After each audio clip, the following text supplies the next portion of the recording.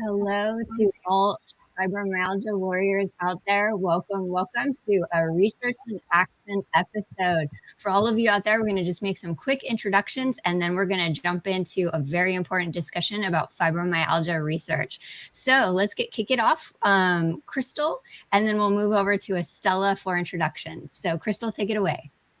Hi, everybody. I'm Crystal of the Fibromyalgia Pain Chronicles and Veteran Voices for Fibromyalgia, advocate for the fibromyalgia community, chronic pain community, and veterans living with fibromyalgia, traumatic brain injury, and PTSD. Hi, good morning, everyone. I'm Estella Mata. I'm one of the co-founders of Looms for Lupus. Looms for Lupus is a nonprofit organization.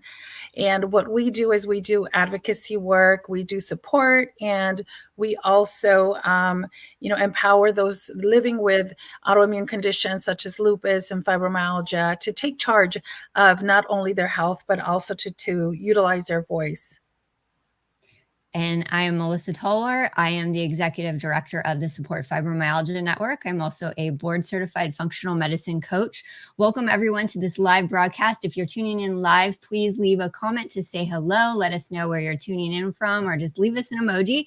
Share with all your friends as we have an open discussion about fibromyalgia research and why it matters. So we are going to kick off this discussion as we lead into Fibromyalgia Awareness Month and with a lot of advocacy. So I welcome the discussion and please chime in and we'll definitely do our part to answer any questions in the comments as we go through the broadcast and showcase your comments as well. So when it comes to fibromyalgia research and what we're fighting for, why does it matter? So let's just pass it over to our different with Crystal and Estella so we can discuss and go over what we're looking for with fibromyalgia research. Now, Crystal, why do you believe it matters and what are we going to do about it as patients? Well, research for fibromyalgia matters. Advocating for it matters because we need to advocate for more targeted research on fibromyalgia to get into the nit and gritty of understanding the nuts and bolts and the etiology of fibromyalgia.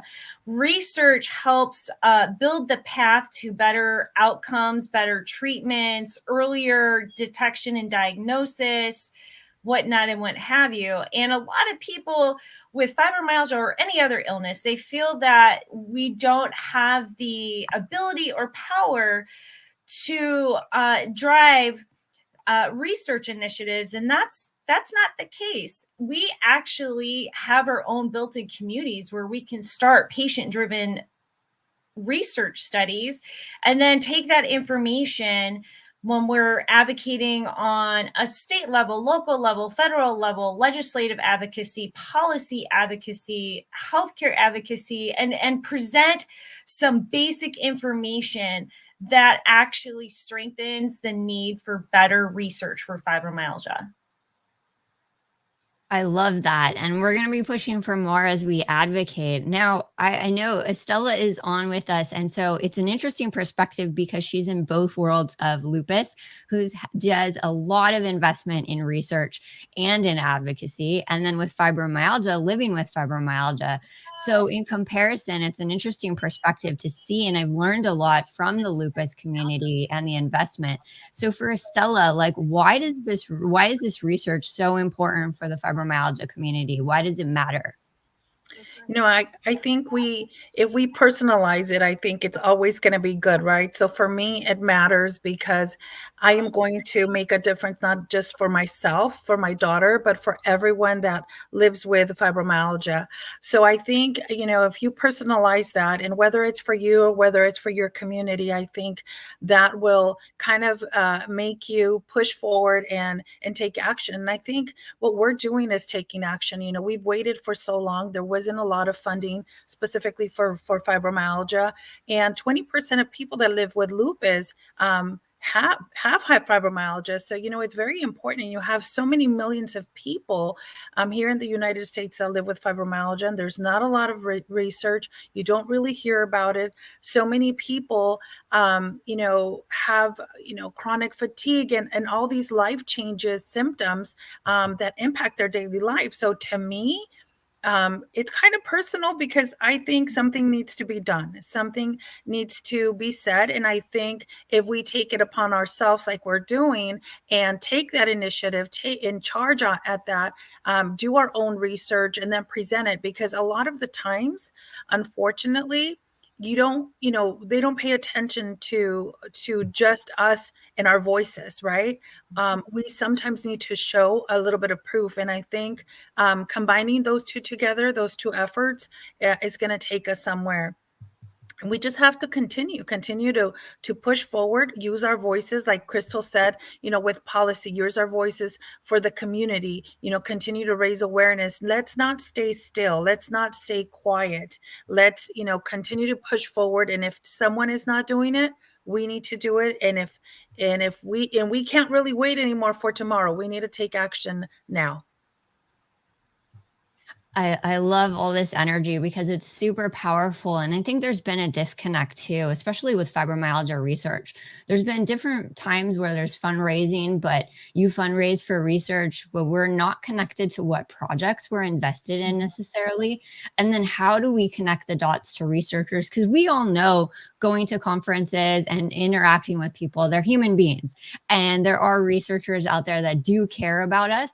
So we need to connect the dots and then also hear from the community on some of the disconnect too. So if you're out there with comments, just leave us a comment too on how you're getting involved or how you would like to get involved with research, because we're trying to figure out these gaps and something is missing within fibromyalgia. And how do we change that? And one of the first ways we're doing that with some of the advocacy work we're doing is at Capitol Hill. I mean, asking for reclassification and investment in research.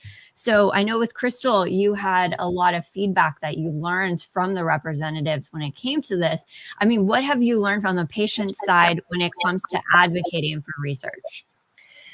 Well, one of the things is that we can't just say we need more research. We need to come to the table with some possible ideas and solutions.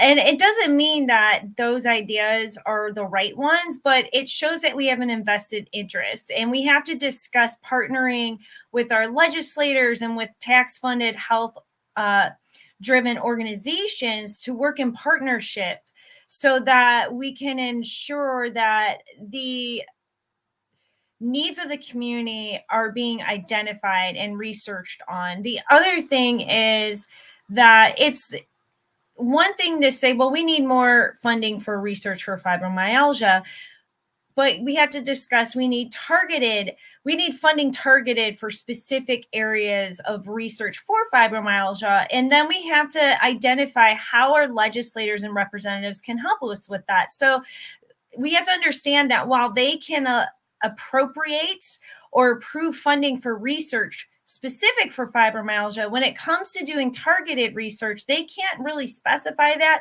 But what they can do is partner with us to link us to the right entities, organizations, and people to talk to within the space of research so that we can advocate and amplify the community's voice of what is needed as far as research goes. Because if we don't take those primary steps, then we're going to keep seeing research being duplicated over and over and over in the same areas. Like, how much more research do we need on meditation for fibromyalgia? And don't get me wrong, I do meditate. Or yoga. How much more research do we need on yoga? Again, I do yoga. Or healthy lifestyle habits or healthy eating habits. There's a ton of research on that. And I follow, a lot of those principles, those research outcomes have shown to be effective as far as minimizing some of the symptoms of fibromyalgia. But I feel, and this is what we have to articulate in a diplomatic manner, is that these are funds being wasted when they're constantly being used and cycled for the same thing. And that we need help partnering and working in collaboration with our representatives to help network and link us to the people to have those discussions to ensure that funds are being used in areas of research that haven't been explored before. Absolutely. And there's a couple of things that we've just even discovered too. When we looked, I know all of us have looked at the funding, like where it's going specifically from our government agencies at the NIH. And just like Crystal just said, we understand where it needs to be. We need transitional science that actually gets into the doctor's office. It's been very repetitive, so we need more. But we're looking at this reclassification because we have to start at the basis as well, because we don't even know where we belong. I mean, some of us do, and the science is showing where we can move into, but we need the public health agencies to put it there so that our doctors can finally start to realize the underlying mechanism of fibromyalgia, then do more transitional medicine so it lands in our doctor's office and gets there. So there's a lot of these components to it. And that's one area, is this advocacy. And I know with Estella, you advocate for both. You've done a lot of advocacy for rare diseases, for lupus, and now fibromyalgia. Is there any takeaways that you can notice with the different chronic illness conditions when it comes to investment? I know you've had ideas to put forward with genetics and stuff like that. Any other tidbits of advice you can share when we're doing advocacy work for investment in certain areas of research? I think what is needed is to have that connection with what we need. I think, with what Crystal is saying, is we already know that yoga helps. We already know that, acupuncture helps some people, but I think we need to get to the root of it. How is it impacting our daily lives? And I think the more we vocalize the impact that fibromyalgia has, I think the louder we could get and the more attention we could get to actually looking at something other than it's just a syndrome. It's not just a syndrome. It is actually a condition that impacts our lives. So looking at how we express ourselves, if we are, if it's causing us fatigue, like yesterday, yesterday was such a bad day for me. I never experienced the fatigue that I did yesterday. I had to literally knock out for 3 hours and my body was still, really, really bad. And how does that impact my life? Well, I can't do anything, right? And that's just what happened to me. So I think a lot of times one thing is using our voice, sharing our story. Our story is very impactful. Like you said, everyone, they're people, the legislators are people. They want to hear and how fibromyalgia impacts our lives, utilizing our examples, but also humanizing it and saying, this is how it's affecting me. This is how it's affecting my children. This is how it's affecting my life. And this is how it's affecting the community. And I think once you put it that way, then I think it's going to speak louder, if you will, or you'll be heard a little bit more. And we do need more research. It affects our bodies. It affects our brains. I have brain fog. I can't remember all the time. I have to be writing notes. How does that affect me? Driving, having to commute, getting anxious, getting anxiety, the little things that make a huge impact in your daily lives. And I think sharing our story is very, very important. And we're doing that. We're going to be doing that again on May 11th with this advocacy, which I'm excited about. Let's check in a little bit. I just want to give a huge shout out to Brian Talley. We're going to be replaying his video on our channels. So huge shout out. You have to go and check out the page, read up on the accomplishments that happened. And Crystal can share more. She has a blog too on Veteran Voices for Fibromyalgia. But we're going to highlight him. And if you are able to hire him as a speaker at any of your work functions, please do. So I just wanted to make sure to give him a plug there. So shout out to Brian Talley for everything he's done. Hello, Annie. Welcome. Okay, so we're talking about fibromyalgia and why fibromyalgia research and why it matters. We've talked about the advocacy component. So we're talking to our representatives on Capitol Hill to make more of an investment in fibromyalgia. Obviously, we need to be very specific about where that investment is going, because we've seen some investment in dollars increase, which we're very happy about. But now it's got to tie into more specific research that's translational, that helps with the reclassification. But one of the big components that was launched also this year with what we're doing is this patient-driven research component. So we can also dictate where research is going by launching something very special. And I know people are even doing some crowdfunding projects. We're trying to reach out to researchers that want to get projects funded. We interviewed for the fidget study, so we'll add more links to that. But it's just the ongoing investment in research, and there's different ways to do it. Dr. Younger's lab does a lot of investment there. We want to figure out how to contribute to his work that he creates for the fibromyalgia community, because I know he does a lot of brain research, which I love. But now we're getting into this patient-driven research component because we can dictate some of these terms and drive some of the advocacy forward on the ground with what we're doing. So, Crystal, can you introduce us to a little bit of the aspects of this survey that we launched and the idea of more of the patient-driven research that we want to kick off and continue? Sure. Yes.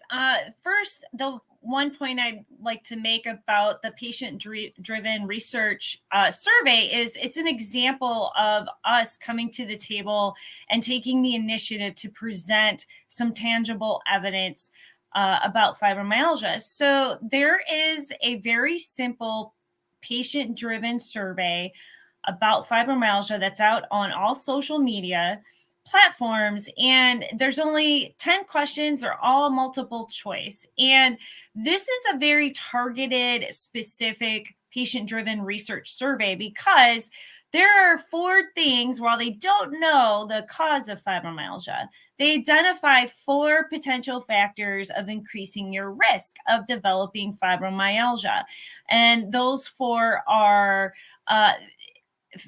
physical trauma, which can include injuries from car accidents, repetitive sports injuries, traumatic brain injury, concussions, multiple surgeries. There's emotional trauma, where you see a good example is individuals who serve during war and they develop PTSD, or individuals who are survivors of assaults. They, have a lot of emotional trauma that develops as a result. And then another trigger is basically like serious illness, such as an autoimmune disorder, Lyme's disease, Epstein-Barr virus, Gulf War illness.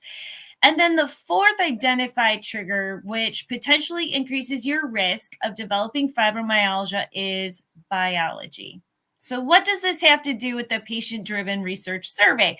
Well, this survey is asking patients who have a confirmed diagnosis of fibromyalgia to identify if they have any family members that are also living with fibromyalgia. And then we can take that information and present it to our legislators and tax-funded health organizations to say, okay, there hasn't been any quantifiable, tangible research on this identified trigger that the CDC, NIH, World Health Organization, every major medical system identifies as an increased risk of developing fibromyalgia. So we decided to do a patient-driven research survey on this one potential trigger for developing fibromyalgia, and here are the results. And what will happen is those results could confirm, oh yeah, there seems to be a high prevalence rate of fibromyalgia in families, or on the flip side, it could say not so much, and that would mean that their identified triggers for an increased risk of developing fibromyalgia has to be reimagined, because that would not, if it turns out there isn't a high prevalence, and to say that that's a trigger would be, I don't want to use the word incorrect, but kind of misleading. So that is why we put this survey out. And it also gives everyone the opportunity living with fibromyalgia to amplify their voices. And it helps as well with our advocacy efforts when we participate in the virtual Capitol Hill Day for fibromyalgia on May 11th. And by completing the survey, you are in effect advocating as well. And that advocacy of completing that 2-minute survey helps impact our advocacy efforts on behalf of the community in a positive, proactive manner. Yes. That's all that. Well, we want more people to please help us fill out this survey, because understanding prevalence in families with fibromyalgia is an important component, because we need that more research. We see a lot of overlap, especially in the lupus community, with familial connections, and we want to be able to talk about that more. And if we get enough people involved, we can actually add that to more research and be like, look, hey, this is what's happening. We understand that there's some genetic component to it, but we need more genetics being studied, because I think I talked to someone and she's like, it's really underfunded on the genetic side. So that's an interesting component and an interesting area to look at. Now, one thing that just popped into my mind that I have to ask Estella about, because I saw and I was really commend her and Juana from Limbs for Lupus, was the abstract research that was on ACR, or ACR's research regarding the support group.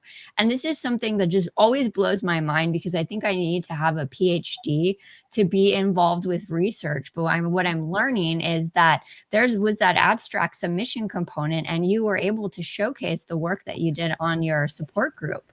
Can you tell us a little bit more about how that happened at ACR, and just maybe encourage other people and potentially other support groups to do the same? Yes, but before I go on to tell you about that, I want to just reemphasize that what this survey is basically, that shift that we need, right? It's collecting the data. It is looking at aggregation of this data and showing proof. So just wanted to highlight that again. And yes, in order for things to move, I think we need to show some sort of proof. And that's one of the things that we're very gutsy when I say this all the time. It's like, I always question, things like, can this be done? If not, like, has anyone else done it? Like, let me try and do it. And that's really what happened with the American College of Rheumatology conferences in 2018. There was, a video that was going to talk about the impact of lupus and the family, and also caregivers, and the impact that lupus has on the individual and the community as a whole. And we thought, well, can patients even go to these conferences? So I told my sister, let's try and go. And we did. We paid our way through it. And it was the first year that they had like a little section of a section in the lobby area, almost, if you will, going from room to room in the conference. And they had 10 patient posters where they were talking about how it's so important for the patient to adhere to treatment, to have a great relationship with a rheumatologist or their specialist. And there were 10 posters, and we sat there and we thought, wow, this is pretty amazing. Wonder if we can submit something like this, right? 2 years later, we did. Unfortunately, it was the pandemic, and we couldn't present in person. But if we would have been able to go in person, it would have been the first time that a patient perspective poster was on stage. And there were several submissions that were accepted. And then there were some that were going to take stage, and we would have been one of those. And what we were going to present is really just data, like what Crystal is talking about. And what you're talking about is about what we are doing in our community to make that shift, to make that change.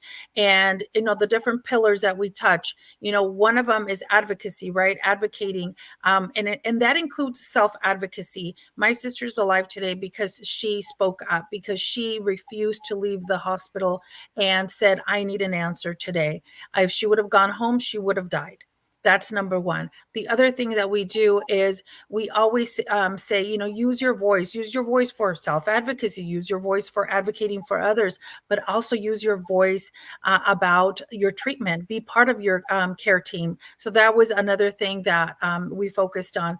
And then adherence to treatments. Everyone takes treatments very differently. Our bodies metabolize very differently. And I think this is where we need more individualized treatments and genomics. And hopefully the future of medicine will be centered in a patient or patient focused. We talked about adherence to treatments and the importance of doing that. And then finally, the support. You need support, not just for the person living with the conditions, but also for their loved ones and caregivers. And I think all of these 5 things that I just mentioned were very important. And a lot of the rheumatologists and other people that saw this thought, well, why are we even doing this, right? How is this making an impact? Well, it is, because it's making an impact on the patient. Everyone talks about, let's be patient-centric, everything's patient-centered. No, it's not. It hasn't been. If you start including the patient, the individual, as an equal stakeholder, now we're including the patient, right? And I think we've already saw, and we've seen so many shifts, but we haven't seen the shift where we want it to go, where it's going to actually impact us. And I think these patient-driven research studies and surveys that we're creating is what's going to make that shift. So again, so we're very excited to be able to utilize all this. But again, going back to what Crystal was saying and the research that has been done, yes, yoga helps. Yes, all of this helps. We also included that in how important it is to take care of our overall health. 11 years ago, when we started our support groups, people would laugh at us and say, "You loom knit? What's knitting? Why do you knit during your support group? You have a knitting support group?" And every time I had to explain, it is not a knitting support group. We are including art therapy into our support groups. Knitting is one aspect of it, but we use art therapy. We teach people how to, utilize mindfulness and other different modalities like yoga to help their overall wellness. Because guess what? Treatments are not for everyone, right? So we have to continue to live and thrive with these conditions. And if something as small as getting yourself out of bed and having a positive outlook is going to help you get up that day, then that's what we're going to teach people. And I think we need to humanize it again and again. Using our voices is going to humanize what we're going through and the need that we have for our communities. I mean, it was actually a very great support group, and I can't wait for it to get back to being in person, because I got to walk away with some art projects. So I just wanted to share with people, and it really did help me. But I love these conversations. It's so exciting because I get to nerd out too. And I know Crystal and Estella know one of my dream objectives that I would always want, like a patient. I want to have like a poster. I want to have a scientific poster and be standing next to it at some of these exhibit halls for these conferences, or even something like Esri UC. I want us to put together a poster one of these days at Esri UC and present the fibromyalgia community at Esri. That would totally be cool. So if that resonates with any patients out there, like, we can do this and we can do this together. And that's what we're doing when we have these conversations. So if anything interests you, please reach out to any one of us and get involved, because patients can be more involved with this. And it's important. We're steering the ship here with fibromyalgia, and we want to open up more opportunities to get the things done that we've been asking for a while. And I know with Crystal, we talk a lot about this too, with the patients getting involved. So how can people get more involved with the things that we're working on? Well, there's just so many avenues that people can get involved with, not just patients living with fibromyalgia, but their family members, their friends, their colleagues, their peers. And a lot of people will say, well, and caregivers, and they'll say, well, I'm a friend. Like, what do I have to say that matters? And I'm like, it does matter. Like, my friends know, who have been friends with me even from like elementary school and high school, or over the past like 10, 20 years, like they've seen the impact that fibromyalgia has had on my life. And so their perspective matters, because you're outsider looking in, and you could say, yeah, verify, like, yeah, she, people that know me, like, I would go hiking 10 miles a day. I'd be so busy. Like, my friends would call or text me and be like, let's make plans. And I'm like scheduling 6 or 7 weeks out. And that used to be what my life was, working a full-time job and a part-time job and all this and volunteering. And then all of a sudden going from all of that to very little engagement socially and professionally was a huge change. So yes, you don't necessarily have to have fibromyalgia to advocate. And every little step you do of advocacy efforts equals investment. And some things that you could do is something as simple as sharing one of our posts on social media and tagging your representatives, sharing your story, either written or you could do a pre-recorded video or live video, sharing your experience living with fibromyalgia or being a friend or loved one with fibromyalgia. Signing up to participate with us on May 11th for our virtual Fibromyalgia Capitol Hill Advocacy Day, where you'll have team leads that will guide you through so you won't be left out there on your own. And certain things like doing and completing the 10-question patient survey. These are just examples of what you can do. If you follow a fibromyalgia advocate or patient leader who's saying, hey, call your representative or call your governor about this and make the call. It's real. They do want to hear from you. I've posted videos of me having conversations with like congressional leaders, staffers and stuff on social media. They do want to hear from us. And I'm one of those people that's always constantly reaching out, a lot of times through email, which is okay as well.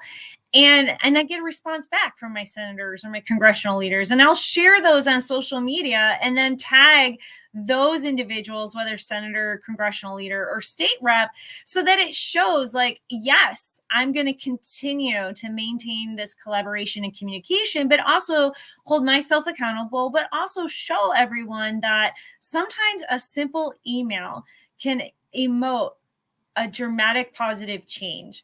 And so those are just some examples of little things to big things that people can do to invest in advocacy for fibromyalgia.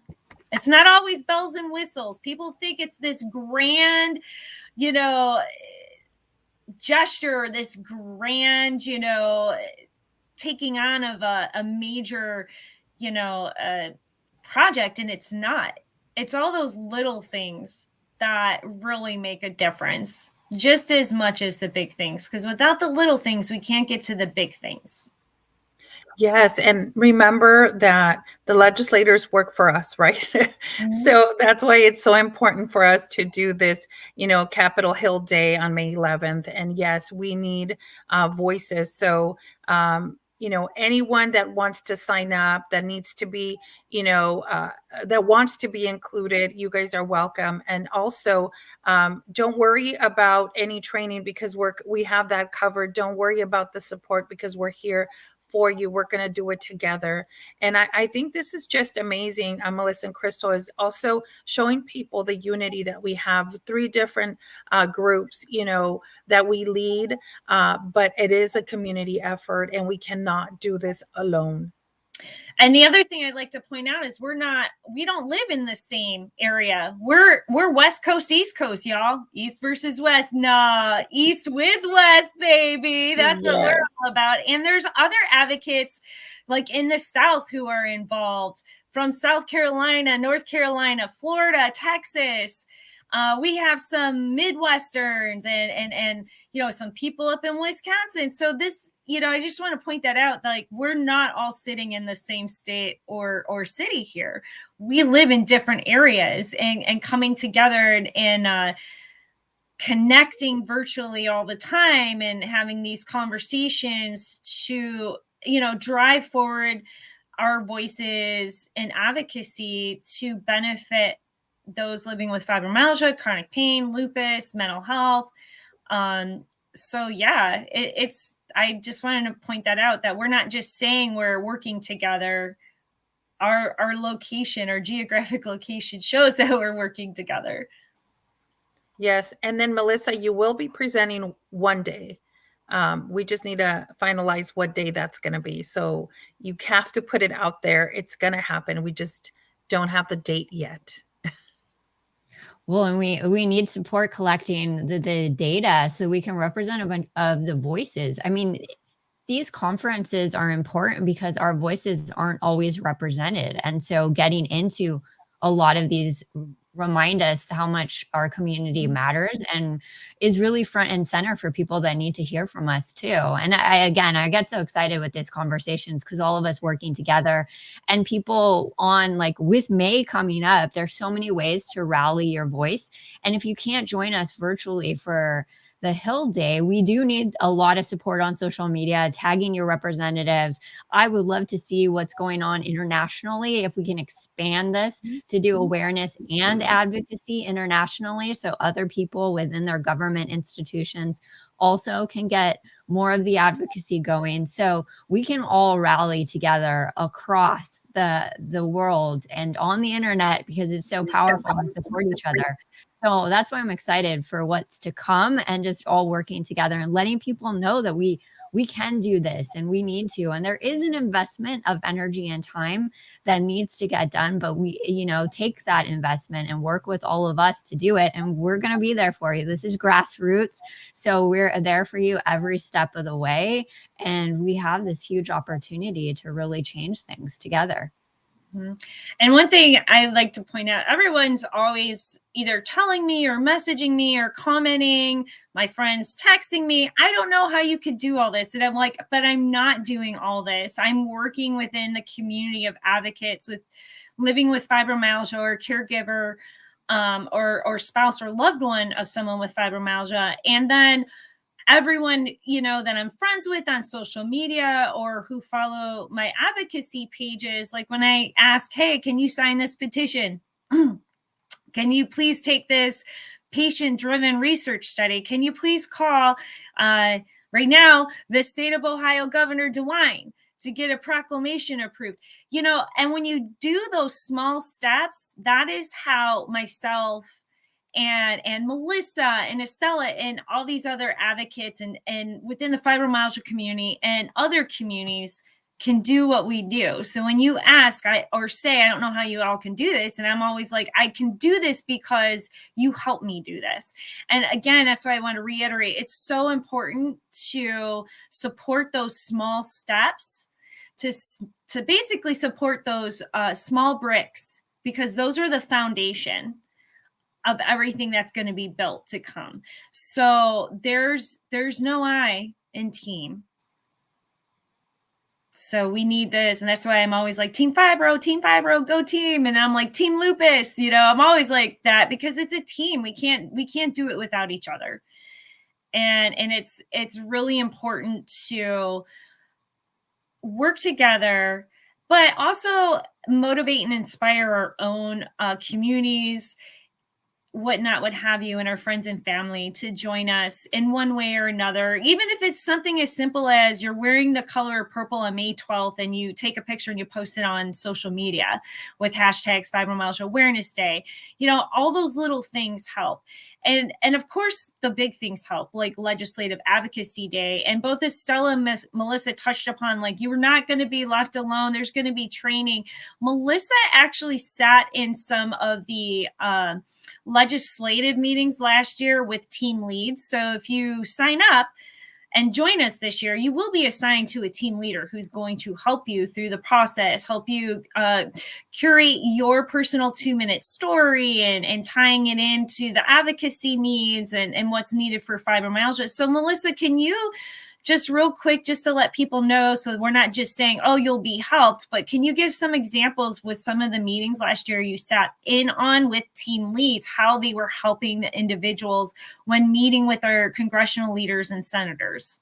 Like, what were the team leads doing that was helping the individuals that were participating? Well, a lot of the team leaderships begins the conversation, because I know at first it can be a little intimidating when you enter the meetings, especially, both in person and virtually. But kicking off the meetings, guiding, and then acknowledging and have, reference and refer to the people who are in the meetings to share their story, and then timing. So they'll be in charge of time, so you don't have to worry, and just keep on track, and support. So if there's any questions that come up, the team leads have the sheets right in front of them to answer any additional questions, or we're all very well versed.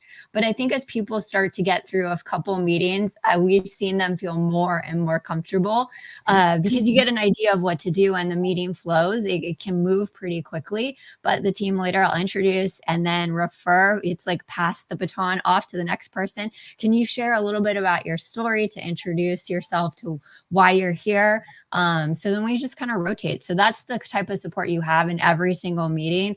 And we move around as hosts and as team leads to support. So no one is, we definitely, we don't want anyone in there alone and wandering. And we've learned a lot since 2019. We've grown a lot, learned a lot since what we did. And so we've had a lot of people come in and share their advice with us. And so that's why we are stronger than ever when it comes to advocacy. And the other thing is, due to COVID, it might sound weird to say this, but a silver lining is we had to do these meetings this year and last year virtually. And what that does is it opens it up for more people to be involved, because not everyone can travel to DC, whether it's for financial reasons, physical health, mental health reasons. And we understand that. But more people are able to access their legislators when we do this virtually. And we even had a couple of individuals last year who actually were in the hospital that joined us last year, meeting with our representatives from a hospital bed. And so had we not done it virtually last year, those individuals would not have been able to participate. And that, is also one thing that I'd like to point out, that this is an opportunity that more people are able to join in on because it's virtual. And I know I try to make it as easy peasy for everybody. And I know, like Melissa, Estella, and I, we sat in a lot of meetings last year. And I always say, your first one, it's practice. That's what I tell people. Your first one's practice. Don't worry. And then we follow up with emails with that representative or senator after the fact. So that's why I tell people, I'm like, don't worry about it. I mess up too. We get brain fog. So it is what it is. But in some instances, it's kind of good for our representatives to see, like, we're having a bout of brain fog in the middle of having this discussion, so that they can see, like, how it affects us in real time. Exactly. We say in health coaching, progress, not perfection. So they know we don't have to be perfect in our meetings. I mean, this is part of our life of what we're demonstrating. So it's definitely we all have brain fog moments. And I know we've had a lot of experience, all of us too, outside of the fibromyalgia community and advocacy. I know, Estella, you just did the lupus research advocacy event. We've done the Rare Voices. Patients Rising had us. So we've been learning, and the Patients Rising was really hard for me, I have to be honest, because some of these acts were very complex that we were asking for. And I had to remember the titles of the names, and we were in it together for Team California. So we're just like everyone else, gaining the experience that we can, but we're going to lead this and, we'll be a better community. Yes, definitely. We just finished the lupus research, advocacy, and I got to lead, and we had a couple of new people, and I think it's just so amazing to see how they go through the day. Yes, nervous, Crystal, at the beginning with the first initial meeting, but once they finish, it is so wonderful to see how they learn with each meeting, and everything is pretty amazing by the end of the day. So, making this impact, I think, helps more than you can think of. And we had a couple of new caregivers that were also, sharing their voice and their perspective. And I want to encourage those, friends and loved ones to actually speak up as well, because sometimes your loved one or those that are living with a condition are not able to. So it opens up a lot of opportunities. And I just want to point out real quick where some people, again, might not think that this isn't an impactful way to emote change. But last year, going into our Capitol Hill meetings, they were discussing cutting funding, research funding for fibromyalgia from 14 million to 12 million. And we went into these meetings, we were advocating very diligently about increasing the funding. And I'm always like, go big or go home. We're asking for 50 million. We're going to ask for more than what we think we need. And then we saw, after having all these meetings, which were May 11th of last year, and by July, funding had been approved and appropriated for a variety of illnesses for research, including fibromyalgia, and it jumped up to 30 million. Yeah, it went up to 20 million, and I think there's an estimated budget of 30 million. I was like, did they just update their website? Because I'm shocked, and it's good to see those. Congress voted on appropriation fundings in June, and then we saw that increase. So the point of this is that some people think, oh, it's not going to matter. It's not going to make that big of an impact. But going in last year in 2021, they were talking about cutting funds for fibromyalgia research. And we went from that to almost doubling the funding. And yes, so you never know. We accomplished one of our advocacy asks. So you got to just keep asking. You got to just keep at it. It's like practice. Just think of it as practice. We're practicing advocacy so that we can get these things here and there and everywhere. Well, and you don't get things unless you ask, right? You have to ask for it. So that's what we did. And I have no problem asking. And since 2019, if you actually go back, and maybe Melissa, you can show a screenshot later on in another live that we have, where we were with fibromyalgia funds and the money and how it was being allocated and how it increased. And again, looking back, our first initial advocacy day was 2019. That was the first time we stepped foot there representing fibromyalgia community. And since then, you will see the increase. And up to last year, like you said, Crystal, like it's been increasing. And I think we are making that dent. We are making that shift. And, I think, again, collaborating and using our voices and not giving up, because, sometimes it could be really hard to think we are not really making a difference. Why am I doing this? We've been doing this for such a long time. We have invested so much time and effort that we are not about to give up. We need to continue to make this, bigger and better, and to start getting more research and more money allocated to research, because again, we are, way beyond just a syndrome. And I keep thinking about it right now. I think it was yesterday I saw musculoskeletal cancer and a couple of other diabetes are the highest, number or money that's allocated or that's spent in healthcare. Fibromyalgia is musculoskeletal. We need to start raising awareness about these conditions that are impacting our lives and that we need some sort of focus on. And if we are looking at healthcare costs, if we are looking at the patient's lives, we need to start focusing on what conditions are affecting and making that impact. And unfortunately, fibromyalgia is always overlooked. Right.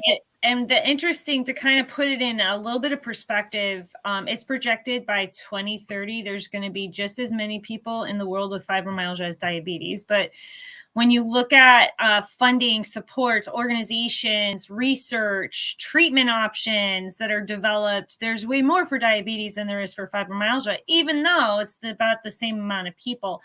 And again, that's why this type of advocacy is so important. And a lot of people will say, we need more, we need this, they need to, take us seriously, they need to believe us. But the only way they can believe us, the only way they're going to do more is if we basically tell people what we need and basically say, this is the type of research that needs to be done. And the thing of it is, change doesn't happen unless if we initiate that change, because I always say we're change agents, and that we are the commodity in healthcare, literally from a financial perspective, but also metaphorically. And we can, through our voices and advocacy and social media campaigns, is that we can drive the future of healthcare for people with fibromyalgia, and we can change the landscape. Now, do I want this landscape painted, done, framed all by tomorrow? Oh, yes, I do. Is that realistic? Unfortunately, no.